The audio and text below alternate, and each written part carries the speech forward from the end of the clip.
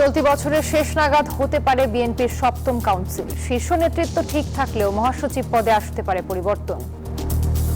যোগ্য, ত্যাগী, পরীক্ষিত নেতাকেই উনি নেতৃত্ব নিয়ে আসবেন বলে আমি বিশ্বাস করি। টেকসইভাবে যারা লড়াইয়ে টিকেছিল শুধু তাদেরকেই যদি বিএনপি গুরুত্ব দেয়, তাহলে এই কাউন্সিল, এই সরকার, এই দল সাফল্যের মুখ দেখবে। উজ্জীবিত তৃণমূলের নেতাকর্মীরা। জুলাই সনদ নিয়ে বিভ্রান্তি ছড়াচ্ছে বিরোধী দল, অভিযোগ ফখরুলের। গণভোটের রায় অনুযায়ী সংস্কার বাস্তবায়নের আহ্বান পরোয়ারের। জুলাই হত্যাকাণ্ডে জড়িতদের ফিরিয়ে এনে দ্রুত বিচারের দাবি। হাসিনাকে প্রত্যর্পণের অনুরোধ খতিয়ে দেখা হচ্ছে, জানালেন জয়সওয়াল। যে কোনো দুর্যোগে জনগণের পাশে থাকবে সরকার, বললেন স্বরাষ্ট্রমন্ত্রী। বন্যার্তদের পুনর্বাসনের কাজ চলছে, জানালেন অর্থমন্ত্রী।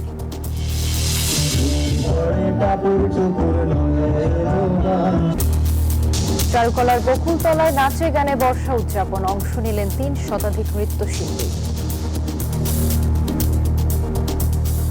এই শহরে জীবনে এই ধরনের অনুষ্ঠান একটা একপাশটা বৃষ্টির মতো। একটু ডোনেশন করে যাবেন, এটা জাগো ফাউন্ডেশনের মাধ্যমে সরাসরি বন্যার্তদের কাছে পৌঁছে যাবে।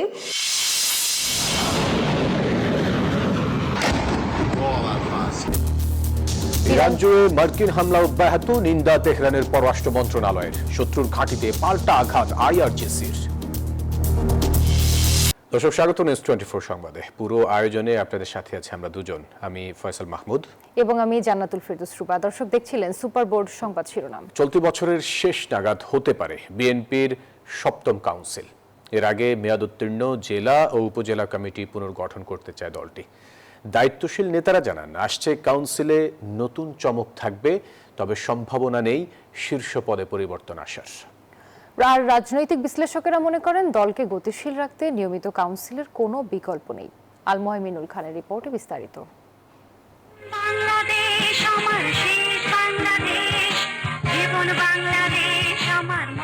বিএনপির সবশেষ কাউন্সিল অনুষ্ঠিত হয়েছে 2016 সালের 19 মার্চ। এরপর নানা রাজনৈতিক প্রতিকূলতা আর ঘাত প্রতিঘাতে কেটে গেছে এক দশক। ফলে গঠনতন্ত্র অনুযায়ী প্রতি 3 বছর পর পর কাউন্সিল হওয়ার কথা থাকলেও তা সম্ভব হয়নি।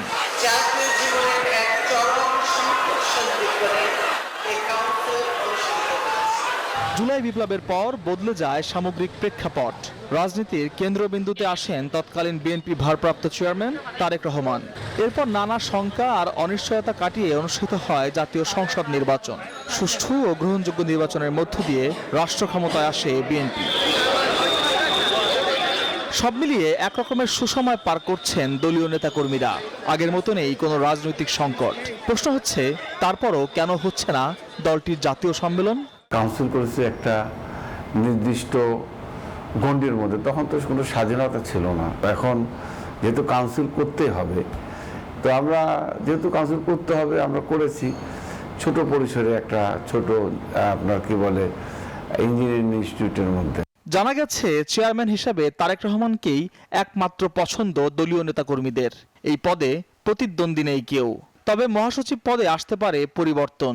আলোচনায় আছেন বর্তমান মহাসচিব মির্জা ফখরুল ইসলাম আলমগীর, স্থায়ী কমিটির সদস্য আমির খসরু মাহমুদ চৌধুরী, স্থায়ী কমিটির সদস্য সালাহউদ্দিন আহমেদ, সিনিয়র যুগ্ম মহাসচিব রুহুল কবির রিজভী সহ আরও কয়েকজনের নাম।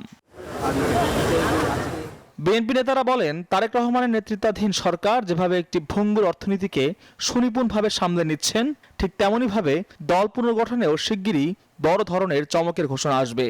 দক্ষতা, যোগ্যতার বিবেচনার পাশাপাশি নতুন কমিটিতে জায়গা পাবেন ত্যাগী ও সাহসী নেতারা। জুলাইয়ের আন্দোলন এবং জুলাইয়ের আন্দোলনে শেখ হাসিনার পরাজয়, এটা তো সবচেয়ে বেশি উপভোগ করেছে বিএনপির নেতাকর্মীরা সারা দেশে। কারণ অনেক রক্তক্ষয় করে, অনেক জীবন উৎসর্গ করেছে বিএনপির নেতাকর্মীরা। আমি মনে করি সরকার সুচারুভাবে পরিচালিত হচ্ছে এবং একটি গণতান্ত্রিক সরকার, জনগণের দ্বারা নির্বাচিত একটি সরকার। তাকে তো জনগণের সেন্টিমেন্ট, তার সুখ দুঃখ আনন্দ বেদনাকে শেয়ার করেই তাকে তার কার্যক্রম করতে হয়, সেটাই করছে। তারেক রহমান সাহেব উনি প্রধানমন্ত্রী, ওনার প্রথম কাউন্সিল অনুষ্ঠিত হতে যাচ্ছে। এটা একটা ব্যতিক্রম ধর্মী কাউন্সিল আমরা প্রত্যাশা করি। আগামী দিনের যে কাউন্সিল বাংলাদেশে অনুষ্ঠিত হচ্ছে বাংলাদেশ জাতীয়তাবাদী দলের, উনি ঠিক যোগ্য, ত্যাগী, পরীক্ষিত নেতাকেই উনি নেতৃত্ব নিয়ে আসবেন বলে আমি বিশ্বাস করি, এবং আমি বিশ্বাস করি যে চমক তো থাকবেই, নিশ্চয়ই চমক থাকবে। পরিসংখ্যানে দেখা যায় ৮২টি সাংগঠনিক জেলা কমিটির বেশিরভাগই মেয়াদ উত্তীর্ণ, আর অঙ্গ ও সহযোগী সংগঠনেরও একই দশা। কাউন্সিলকে সামনে রেখে এসব কমিটি নতুন করে ঢেলে সাজানোর পরিকল্পনা করছে হাইকমান্ড। আর দীর্ঘ সময় পর কাউন্সিলের খবরে উজ্জীবিত তৃণমূল নেতাকর্মীরা। 10 বছর পরে কাউন্সিল অনুষ্ঠিত হবে, এ নিয়ে কিন্তু আসলে তৃণমূল উজ্জীবিত। এতে তৃণমূল পর্যায়ে অনেক শক্তিশালী হবে, আমরা আশাবাদী। রাজনৈতিক বিশ্লেষকরা মনে করছেন, সরকার পরিচালনার পাশাপাশি দলকে সুসংগঠিত রাখা বিএনপির জন্য এখন সবচেয়ে বড় চ্যালেঞ্জ। আশা, গণতান্ত্রিক উপায় হবে কাউন্সিল, দল পাবে যোগ্য নেতৃত্ব। বিএনপি সরকারও যে কৌশল নিয়েছে, এই কৌশলটা সরকার বিএনপি হয়তো সামনেই বুঝতে পারবে কৌশল নেওয়া উচিত না। 19 বছরের ধারাবাহিকভাবে এবং টেকসইভাবে যারা লড়াইয়ে টিকেছিল, শুধু তাদেরকেই যদি বিএনপি গুরুত্ব দেয়, তাহলে এই কাউন্সিল, এই সরকার, এই দল সাফল্যের মুখ দেখবে। মাঠ পর্যায়ে নেতাকর্মীদের প্রত্যাশা, কেন্দ্র থেকে নেতৃত্ব চাপিয়ে দেওয়ার প্রচলিত ধারা থেকে বেরিয়ে এসে এবার নতুন দৃষ্টান্ত স্থাপন করবে বিএনপি।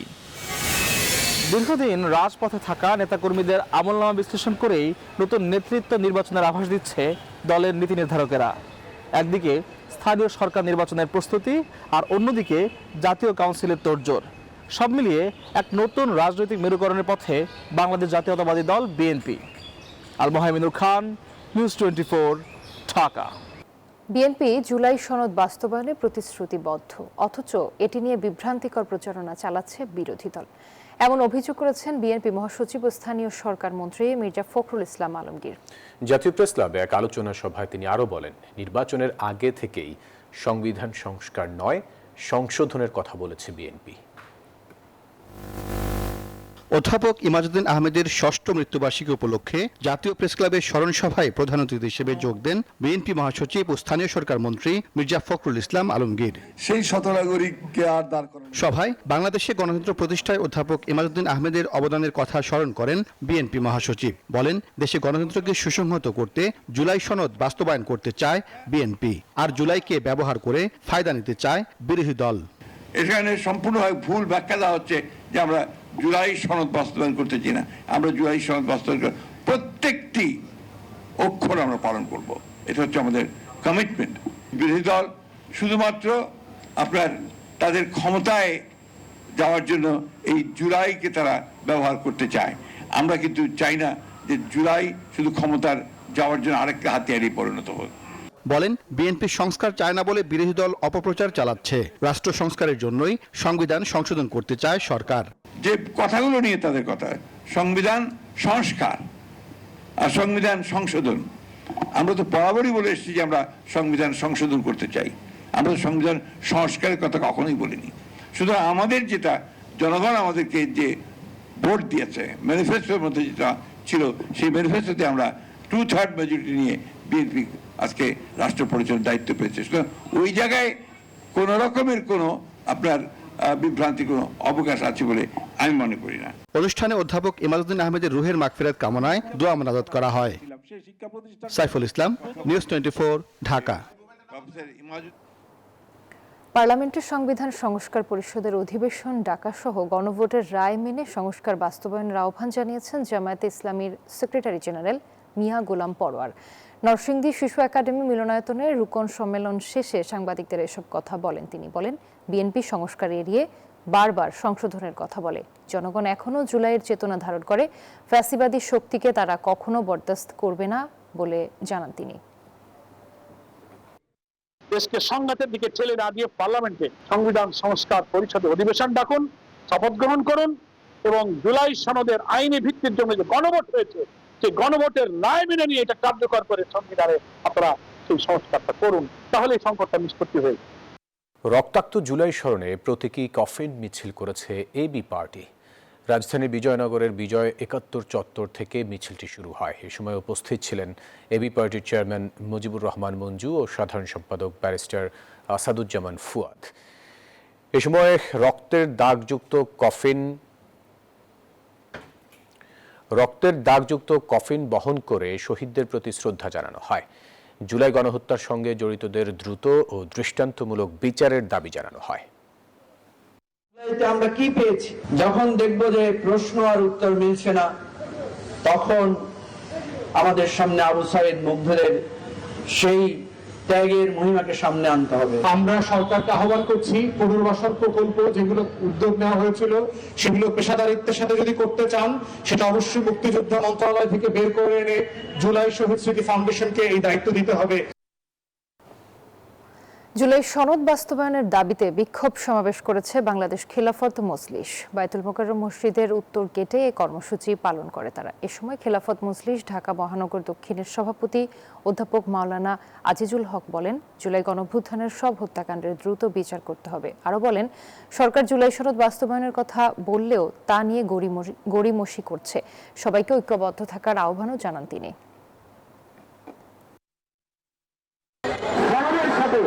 জুলাই চেতনার সাথে গাদ্দারি করবেন না, এর জন্য ভালো হবে না।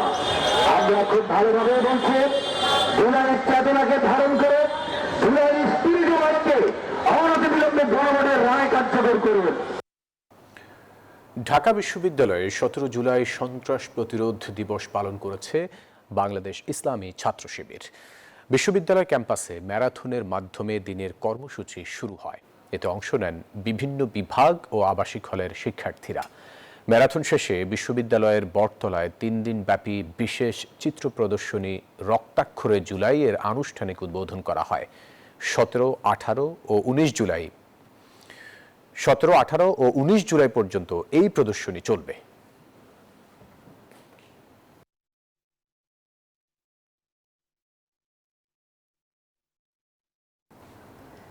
বাংলাদেশের সাবেক প্রধানমন্ত্রী শেখ হাসিনাকে প্রত্যর্পণের অনুরোধ পরীক্ষা করে দেখা হচ্ছে বলে জানিয়েছেন ভারতের পররাষ্ট্র মন্ত্রণালয়ের মুখপাত্র রণধীর জয়সওয়াল। তিনি জানান, আইনি প্রয়োজনীয়তা এবং বিচারিক প্রক্রিয়া মেনেই এই বিষয়টি বিবেচনা করা হবে। নয়াদিল্লিতে দেশটির পররাষ্ট্র মন্ত্রণালয়ের মিডিয়া ব্রিফিংয়ে এক প্রশ্নের জবাবে জয়সওয়াল নিশ্চিত করেন, বাংলাদেশের কাছ থেকে শেখ হাসিনার প্রত্যর্পণের আনুষ্ঠানিক অনুরোধ পেয়েছে ভারত। তিনি বলেন, এই অনুরোধটি প্রত্যর্পণের আইনি বাধ্যবাধকতা এবং বিচারিক প্রক্রিয়া বিবেচনা করে দেখা হবে।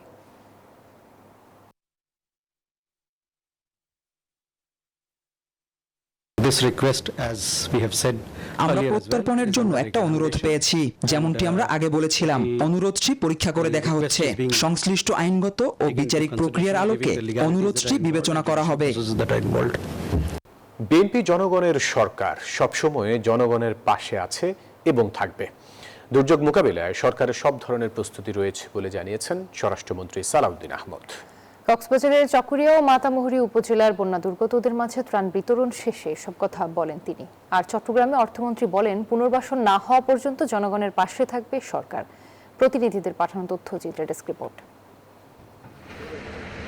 টানা ভারী বর্ষণ আর পাহাড়ি ঢলে সৃষ্ট বন্যায় ক্ষতিগ্রস্ত হয়েছে দেশের পূর্ব, দক্ষিণ ও উত্তর পূর্বাঞ্চলের অন্তত 8 জেলার মানুষ। মানবেতর জীবনযাপন করছেন লাখো মানুষ। তবে বন্যার্তদের পুনর্বাসন না হওয়া পর্যন্ত তাদের পাশে থাকার আশ্বাস দিয়েছে সরকার। দুপুরে কক্সবাজারের চকরিয়া ও মাতামুহুরী উপজেলার বন্যা কবলিত এলাকা পরিদর্শন সহ ক্ষতিগ্রস্ত মানুষের খোঁজ খবর নেন স্বরাষ্ট্রমন্ত্রী সালাউদ্দিন আহমেদ। দুর্গতদের সহায়তায় সরকার সব ধরনের প্রস্তুতি নিয়েছে বলেও জানান তিনি। সমস্ত ক্ষতিগ্রস্ত মানুষের পাশে আমরা, কৃষকদের পাশে আমরা আমাদের যথাযথ সরকারি এবং বেসরকারি সহযোগিতা নিয়ে আমরা দাঁড়াবো। এদিকে সকালে চট্টগ্রামের পতেঙ্গায় দুর্গতদের মাঝে ত্রাণ সামগ্রী বিতরণ করেন অর্থমন্ত্রী আমির খসরু মাহমুদ চৌধুরী। এ সময় মন্ত্রী জানান, ত্রাণ বিতরণের পরপরই পুনর্বাসনের পদক্ষেপ নেওয়া হবে। চিন্তার কোনো কারণ নাই, সর্বপ্রস্তুতি নেওয়া আছে এবং কাজ অব্যাহত আছে এবং যতক্ষণ পুনর্বাসন কাজ শেষ না হয় ততক্ষণ আমাদের পক্ষ থেকে, সরকারের পক্ষ থেকে সমস্ত কার্যক্রম অব্যাহত থাকবে। চট্টগ্রামের চন্দনাইশেও বন্যা কবলিত এলাকা পরিদর্শন ও ক্ষতিগ্রস্ত কৃষকদের মাঝে বীজ ধান বিতরণ করেন কৃষিমন্ত্রী মোহাম্মদ আমিনুর রশিদ। এ সময় কৃষকদের জন্য বিশেষ প্রণোদনার ব্যবস্থার কথাও জানান তিনি। এই সরকার কৃষকের সরকার। যেই সরকার মিনি কোল্ড স্টোরেজের চিন্তা করে, আপনার কি মনে হয় এই কৃষক কিভাবে ঘুরে দাঁড়াবে এই জন্য চিন্তা করছেন? অবশ্যই করছে। এদিকে বন্যা দুর্গতদের পুনর্বাসন সহ ক্ষুদ্র ঋণের কিস্তি 1 মাস স্থগিত থাকবে বলে জানিয়েছেন চট্টগ্রাম বিষয়ক মন্ত্রণালয়ের প্রতিমন্ত্রী ব্যারিস্টার মীর হেলাল। বন্যা পরবর্তী সময়ে ওনারা যে ক্ষয়ক্ষতির শিকার হয়েছে, আমরা যেন কিছুটা হলেও সরকারের পক্ষ থেকে রাষ্ট্রের পক্ষ থেকে তাদেরকে আবার পুনর্বাসনে বা স্বাভাবিক জীবনে ফেরত যেতে আমরা যেন সেই সাহায্যটা তাদেরকে করতে পারি। এ সময় স্থানীয় সংসদ সদস্য জসিমউদ্দিন আহমেদ সহ জেলা ও স্থানীয় পর্যায়ের বিএনপি নেতাকর্মীরা উপস্থিত ছিলেন। Desk report, news 24। বর্ষা মানেই কি শুধু জলাবদ্ধতা, যানজট আর ভোগান্তি, নাকি বর্ষা এখনো বাংলার গান, কবিতা আর নৃত্যের অনন্ত সৌন্দর্যের নাম? সেই সৌন্দর্যের খানিকটা তুলে ধরতে ঢাকা বিশ্ববিদ্যালয়ের চারুকলার বকুলতলায় আয়োজন করা হয় ব্যতিক্রমী নৃত্য উৎসব। বর্ষা ঋতু উদযাপনের পাশাপাশি বন্যার্তদের সহযোগিতারও আহ্বান জানানো হয়।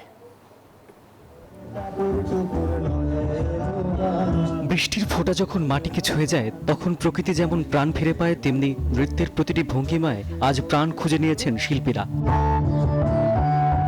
রবীন্দ্রনাথ, নজরুল এবং বাংলার লোক ঐতিহ্য থেকে অনুপ্রাণিত 16টি নৃত্য পরিবেশনার মধ্য দিয়ে তুলে ধরা হয় বর্ষার সৌন্দর্য। আয়োজকদের ভাষায় বর্ষা শুধু জলাবদ্ধতা আর যানজটের গল্প নয়, বরং বাংলা সংস্কৃতি মিলন আর নতুন করে বেঁচে ওঠার প্রতীক। একটু বৃষ্টি বৃষ্টি ভাব ছিল এবং আমরা আশা করছিলাম আজকেও বৃষ্টি হবে, বাট আজকে বৃষ্টি আনফরচুনেটলি হয় নাই।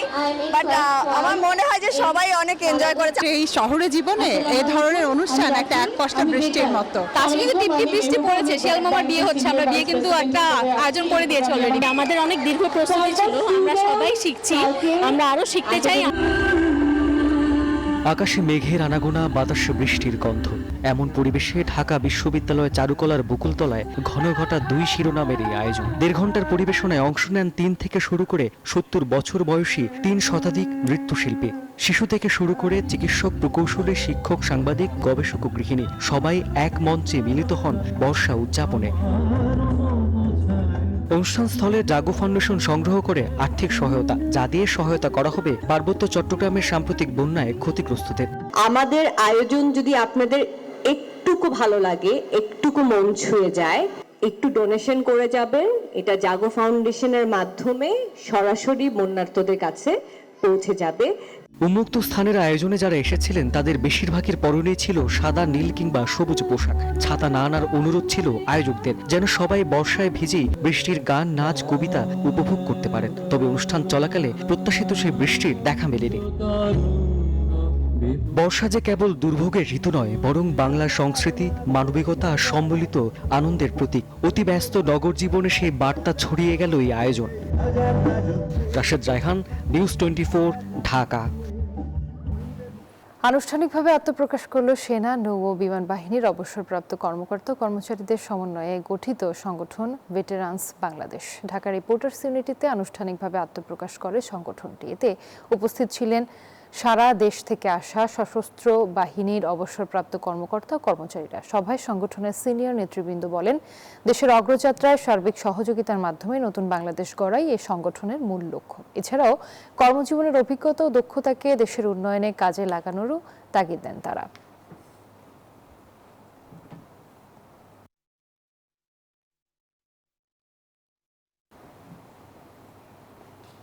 আন্তর্জাতিক প্রসঙ্গ। টানা ৬ষ্ঠ দফা ইরানে বড় পরিসরে হামলা চালিয়েছে যুক্তরাষ্ট্র। এতে ব্যাপক ক্ষয়ক্ষতি হয়েছে দক্ষিণাঞ্চলের বন্দর আব্বাস থেকে চাবাহার প্রদেশ। এছাড়া মার্কিন আগ্রাসনে অন্তত ৩৮ জন নিহতের ঘটনায় নিন্দা জানিয়েছে দেশটির পররাষ্ট্র মন্ত্রণালয়। এদিকে মধ্যপ্রাচ্যের বিভিন্ন দেশের মার্কিন ঘাঁটিতে পাল্টা হামলা চালিয়েছে তেহরানও। মার্কিন ক্ষেপণাস্ত্র বিস্ফোরণে যেন তছনছ হয়ে গেছে ইরানের দক্ষিণাঞ্চল। বন্দর আব্বাস থেকে চাবাহার প্রদেশ সবখানে ছড়িয়ে পড়েছে যুদ্ধের লেলিহান শিখা। সামরিক কাঠামোর পাশাপাশি তেহরানের বেসামরিক অবকাঠামো এখন মার্কিন নিশানায়। তাদের ৬ষ্ঠ দফা হামলায় ক্ষতিগ্রস্ত হয়েছে তেহরানের বিদ্যুৎ অবকাঠামো ও রেলওয়ে স্টেশন সহ হরমুজগান প্রদেশের 5টি সেতু। এছাড়া বাড়ছে বেসামরিক মানুষের প্রাণহানিও। বেসামরিকদের উপর এই হামলার তীব্র নিন্দা জানিয়েছে দেশটির পররাষ্ট্র মন্ত্রণালয়। ইরানের সামরিক সক্ষমতা গুড়িয়ে দিতে চালানো পরিকল্পিত সামরিক অভিযানকে ফলপ্রসূ আখ্যা দিয়েছে ওয়াশিংটন। এদিকে ইরানে বড় ধরনের সাফল্যের দাবি মার্কিন প্রেসিডেন্ট ডোনাল্ড ট্রাম্পের। আমাদের সেনা সামর্থ্য বিশ্বের সবচেয়ে শক্তিশালী। শীঘ্রই আমরা লক্ষ্য অর্জন করতে সক্ষম হব। অন্যদিকে মার্কিন আগ্রাসনের জবাবে মধ্যপ্রাচ্যে যুক্তরাষ্ট্রের স্থাপনায় ভয়ানক হামলা চালাচ্ছে তেহরানের ইসলামী বিপ্লবী গার্ড বাহিনী IRGC। আঘাত এনেছে কাতার, কুয়েত, ওমান, সিরিয়া সিরিয়া, জর্ডানের মার্কিন ঘাঁটিতে। ক্রমেই বিস্তৃত হওয়া সংঘাতের ইতি টানতে ফের কূটনৈতিক সমাধানের আহ্বান জোরালো হচ্ছে। চীন ও পাকিস্তান ফের দুই বিবদমান রাষ্ট্রকে আলোচনার টেবিলে ফেরার আহ্বান জানিয়েছে। নীরব দাস, নিউজ 24। দর্শক, এই ছিল নিউজ 24 সংবাদে। এতক্ষণ সাথে থাকার জন্য ধন্যবাদ।